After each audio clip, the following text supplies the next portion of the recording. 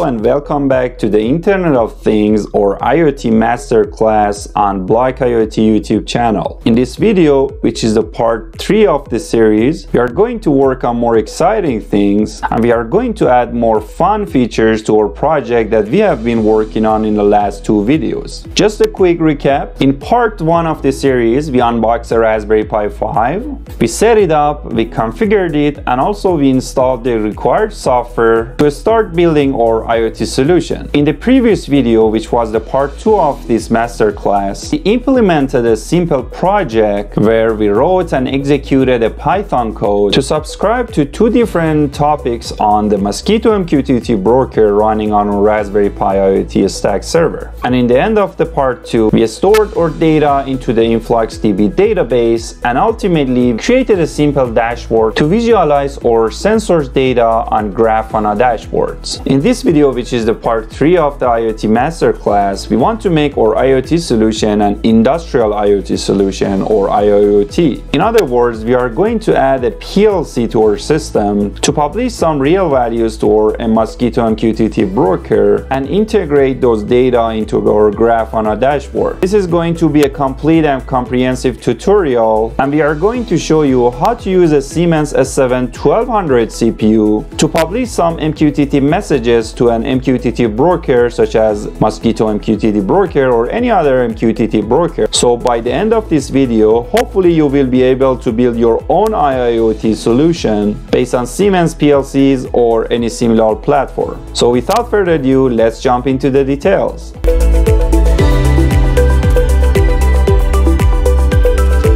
Okay, let's start building our project in TI portal and see how we can connect our S7-1200 or S7-1500 PLC to a MQTT broker over MQTT protocol.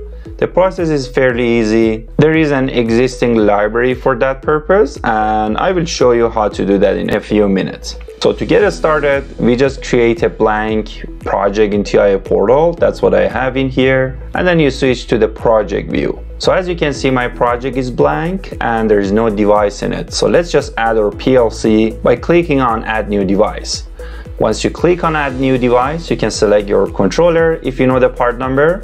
But what I'm going to do, I'm just going to select an unspecified CPU 1200, and then I'll scan my network, and the TI portal identifies what CPU is connected to my laptop and it automatically populates the information. So for now, let's just select that and hit OK. Okay, now your device configuration window will automatically open. If you have added your CPU with the predefined part number, you will have a different view where you have your exact PLC based on the part number. But right now, because we selected the unspecified, we have a blank or white CPU. So we have to detect the hardware, and that's going to be an automatic task. So let's just click on the detect. Now you just need to select your network card that is connected to your CPU. For me, that's an Intel Gigabit network connection, and I hit the start search. As you can see, the TI portal detected one S7-1200 CPU, and to bring the information to the hardware configuration or device configuration, I select it first and hit the detect. After a few seconds or perhaps a minute, the TI portal automatically brings in the right CPU based on the hardware that is connected to your laptop.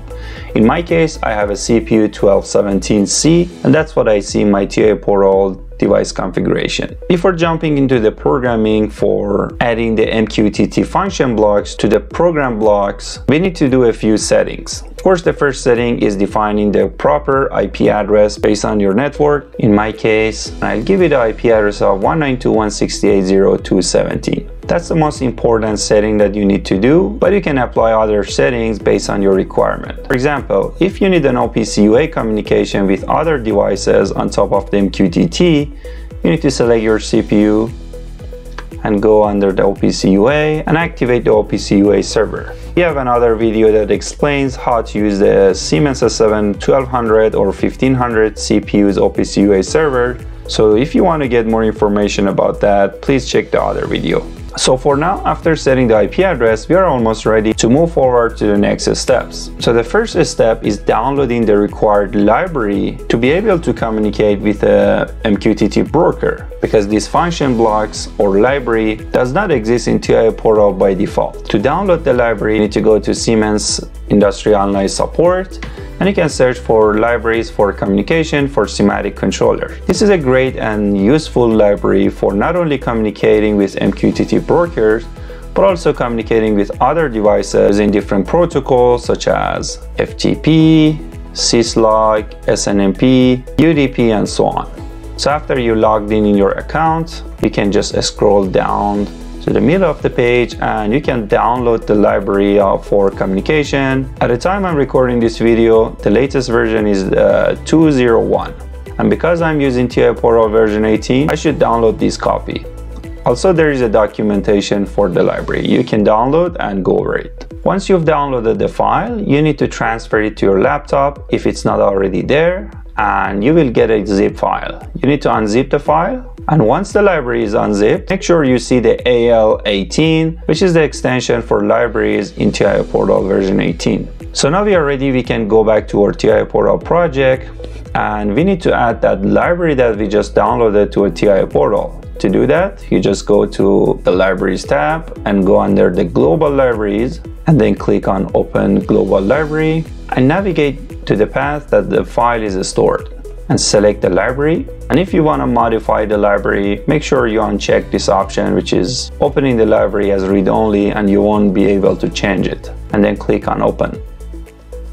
Now you can open the library and see what's inside it. There are more than one folders, but you need to go under Types, and as you can see, there are different functions for different applications. For this video, we're going to use LMQTT library, which is a client implementation for TIA Portal. Now we can start adding this function block to our main project to connect to the MQTT and publish or perhaps subscribe to some messages, which are being managed by the Mosquitto MQTT broker on a Raspberry Pi 5.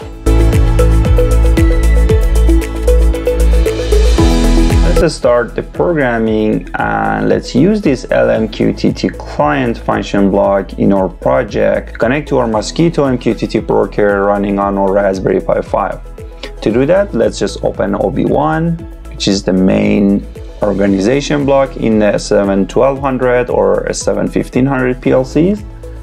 And once you're in OB1, open libraries again and add the LMQTT client function block to network 1.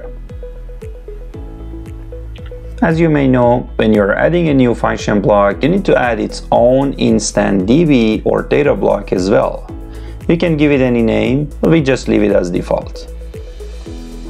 Okay, let's look closely and see what happened after we added the LMQTT client function block to our program.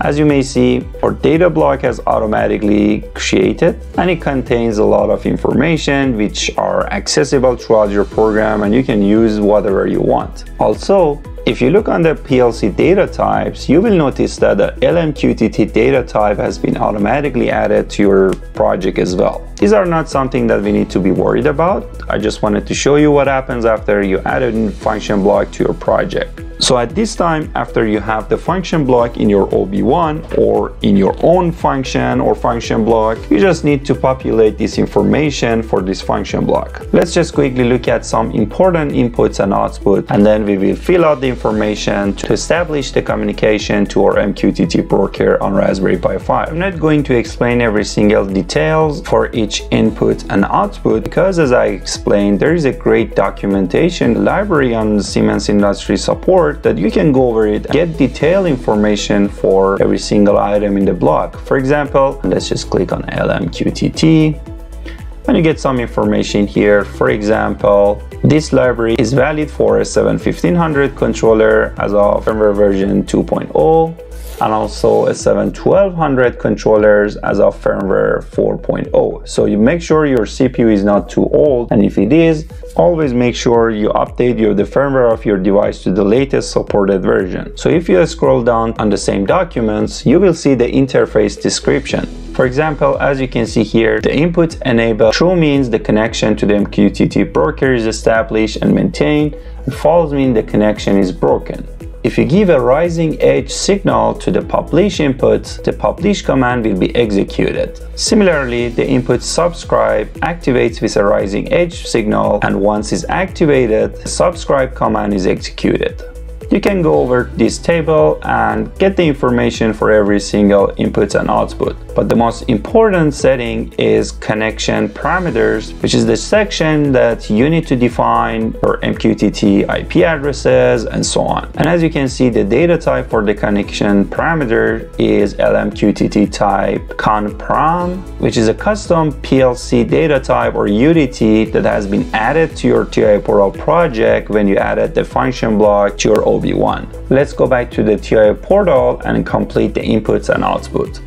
To keep things organized, we will create a new global data block to add our variables or tags in a single DB for better management. Alternatively, you can add them as a separate tags. Definitely, it's better and easier to add it as a data block. Okay, so let's just create a new data block. The type would be global DB. Let's just call it block IoT DB1. Click OK. Now let's just create our variables. The first and most important one is the connection parameters, and you can just select the data type from the list, LMQT type connection. And as you can see, this is the UDT. Let's just give it a name. And as you can see, the LMQTT type conprom includes several parameters, and there is a description for every section under the comment section. For example, the hard HWID means the hardware identifier of the interface or Ethernet port. If you leave it at 0, the interface is selected automatically. But if you are curious where you can find the hardware ID, you can go back to your device configuration, select your Ethernet port, go to the properties, system constant, and then you have your hardware identifier under this column. Okay, let's go back to our data block. You need to define a unique connection identifier for every connection that you establish. Here we have only one connection, so we just leave it as default, which is 1. And under the broker, you need to enter the IP address of your MQTT broker, which in our case is the IP address of the Raspberry Pi 5. So we just need to enter the IP address as 192.168.0.104. Hit enter. You need to define the port that your MQTT broker is running on. The default port for the MQTT broker is 1883, and that's what we are also using on our Mosquito MQTT broker on our Raspberry Pi 5. So we just leave it as default, which is 1883. You also have an option to define the parameters for your TLS encryption, but in this example, we are not going to use that. So we just leave it as default. Okay, the second parameter that you need to define is type diagnostics. Let's give it a meaningful name again. Okay, now we can go back to our OB1 and see what other parameters we need to create. If you hover your mouse over the parameters, you will see the data types for each input or output. So for example, in the connection parameters, the data type is LMQTT type conprom. So simply drag and drop this parameter that we just created to this input. The second required parameter is the client identifier, which should be a W string. So we just create it in our DB. Define the data type as W string. Drag and drop it to the input. We can also create two variables for username and password, but in this example, we don't really use them. The next parameter is will topic and will message. So the data types are again W string. So let's just create them. Just simply drag and drop them to the function block. And the next parameter is very important after the connection parameters, which is the topic that you need to subscribe or publish or unsubscribe from. So simply the data type is W string. You just need to create another variable inside your DB, and we can just call it MQTT topic. I noticed I did a mistake. for the data type of this input, which is a will message payload. If you hover your mouse over this parameter, you will see that the data type should be array of bytes, not W string. So let's just change the data type to array of bytes. Now again, we can drag and drop it to the will message payload.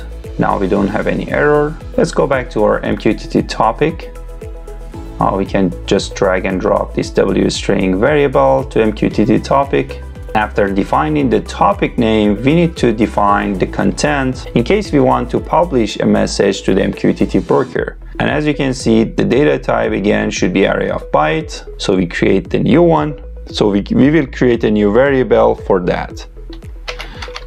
And the last two inputs require a W string and also an array of bytes for the receive topic name and receive message payloads. Similar to the publish, we need to create the same set of variables for the subscription. To keep things more organized and under our control, let's just add more inputs for enable, publish, and subscribe, and these will be just Boolean values. We can also define the length of the publish message under this input.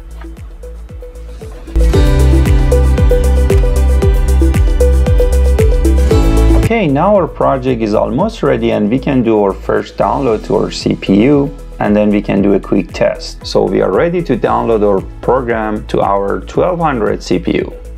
So just select your CPU, click on the download to the device icon, and just follow the normal download procedure to your PLC. Okay, at this time you can go online with your CPU. And as you can see, there's no error and everything is in green state. Okay, now let's just review the information that we have entered.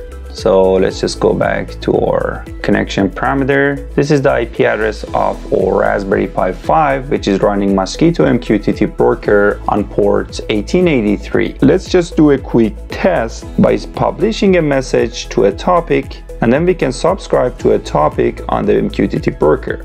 Okay, let's just define a topic for publishing the data to. To do that, we just need to right click on the value and modify the operand.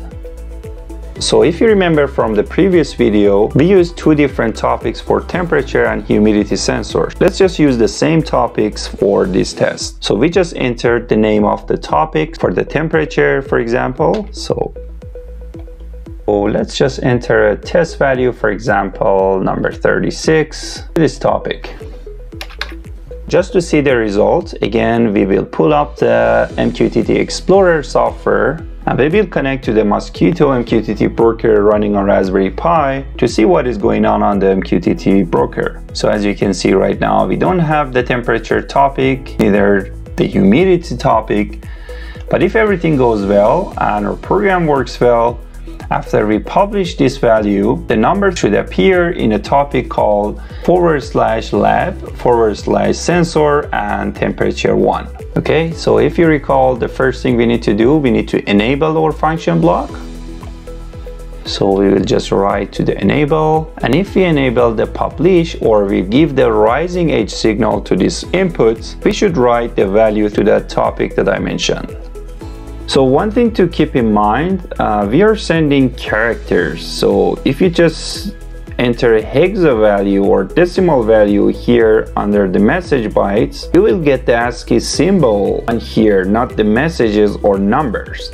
So to avoid that, let's just switch to the character format and we can write, for example, the value of number 2. Let's just give the publish inputs a rising edge signal, and as you can see here, I got a new message on the lab sensor temperature and I'm getting the value number 2. We can just keep testing it by giving more values.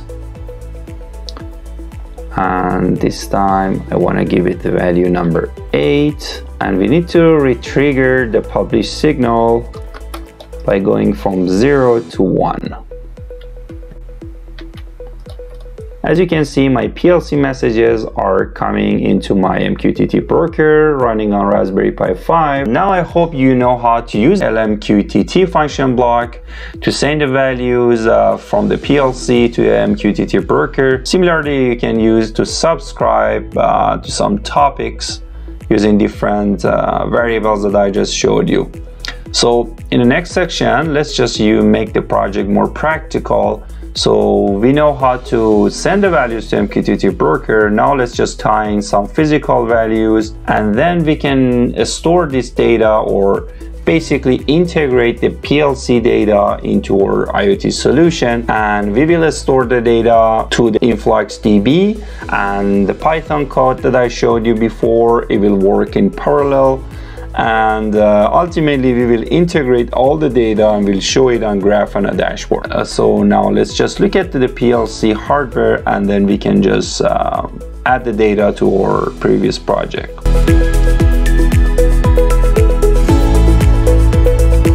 Okay, as you can see, we have our Raspberry Pi 5 on the right side. We don't really need to connect this Raspberry Pi 5 to our PLC. We just need to sit it somewhere in the corner because the communication is done through the Wi-Fi and wireless. So here I have a 1200 CPU, or CPU 1217C, or compact to be precise. And this device has a number of digital and analog inputs and outputs. As you may be familiar with Siemens platform, these are some simulator switches that you can purchase separately, and they are very handy when you are doing a POC or proof of concept or just commissioning your project.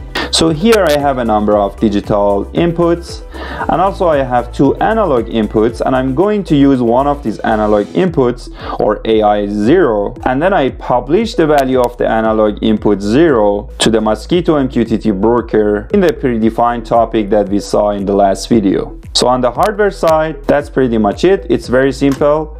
It's a 1200 CPU. This can be a 1500 CPU, and all you need to do, you just give it the power and make sure your CPU is connected to the same router that the Raspberry Pi is talking to, so they can see each other. Okay, let's jump into the TI portal and see how we can implement our project and how it works.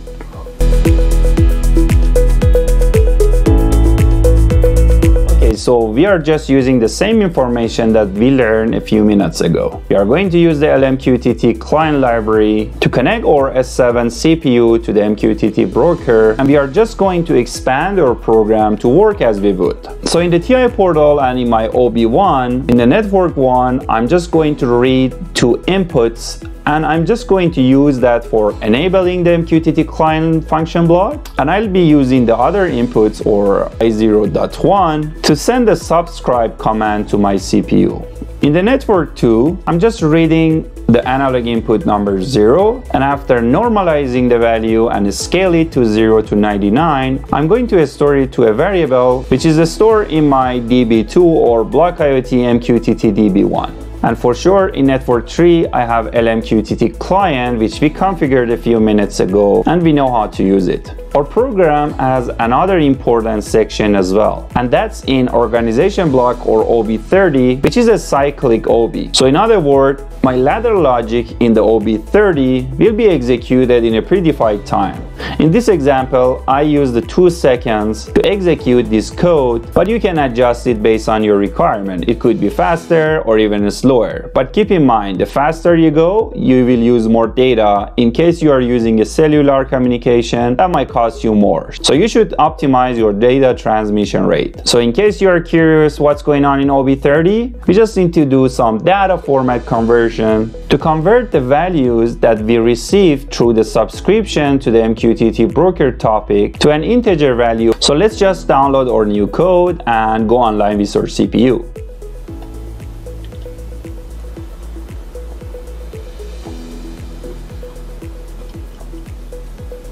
Alright, let's just go online with our CPU. Just select our CPU and click on this monitoring icon. Let's make sure our program is working. So the first simple test that we can do, so we just want to change the value of I0.1 and I0.0 to make sure our program is working. So as you can see here, the status of my switch is changing, and I'm just going to toggle I0.1. So as you can see, my program is running with no problem. Let's also make sure our analog value is changing properly. So I'm just going to change the value of this analog by rotating this potentiometer. So as you can see, if I go all the way to the left, I get the value of 0, and if I go all the way to the right, I get the value of 99, and that's how I configured my program. Now let's open the MQTT Explorer and make sure the values are transferred from our PLC to the MQTT broker on our Raspberry Pi 5. Okay, at the first step, you need to enable your function block. So we just toggle I0.0, and as you can see, the new values are coming in from the PLC to our MQTT broker. For example, here I have the value of 74, and that's my current analog inputs value. So let's just change our analog value and see the result. As you can see, my new values are published every 2 minutes as I configured my OB30. And if I rotate my potentiometer, my analog value will change. And if I rotate to the left, the value will be decreased. So with the same approach, you can publish as many data as you want into your MQTT broker, or alternatively, you can subscribe to some topics on the MQTT broker to use those data in your PLC program. So now that we know our PLC is publishing the values to our MQTT broker, let's just add this data into our Grafana dashboard and do a quick test over there as well.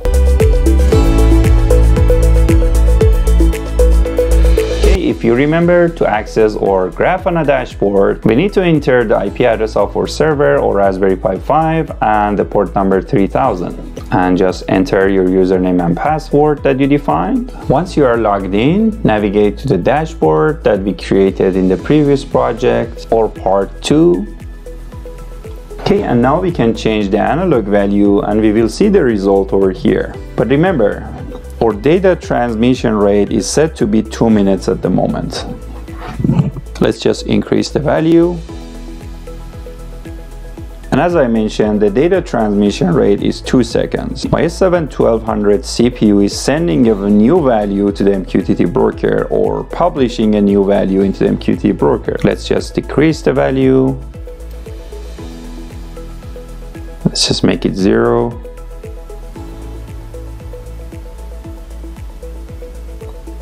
And let's just increase it one more time. And the beauty of MQTT is you can add as many devices as you want. So for example, right now our temperature 1 topic is being updated by the PLC. But at the same time, we can also write into the humidity topic and you will see the result over here as well. So just to do a quick test, let's just select the topic and write some test values to the humidity again.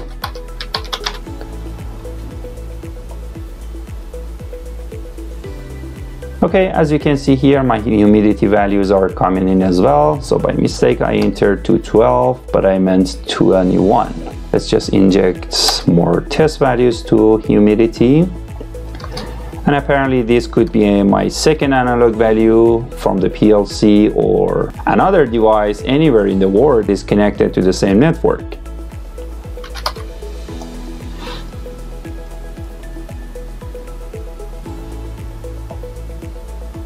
Okay, that's it for part 3 of the IoT Masterclass. I hope you learned a little bit of something today. In the part 4 or in the next video, we are going to add a Siemens HMI as a second physical device to publish some messages to our MQTT broker. As always, please feel free to reach out to me if you have any feedback, you have any comment, question, or suggestions. And please make sure you subscribe to the Block IoT YouTube channel to get notified when the new video is uploaded, and support the channel by sharing the content of the channel with your friends and colleagues. Until the next time, have a great day or night.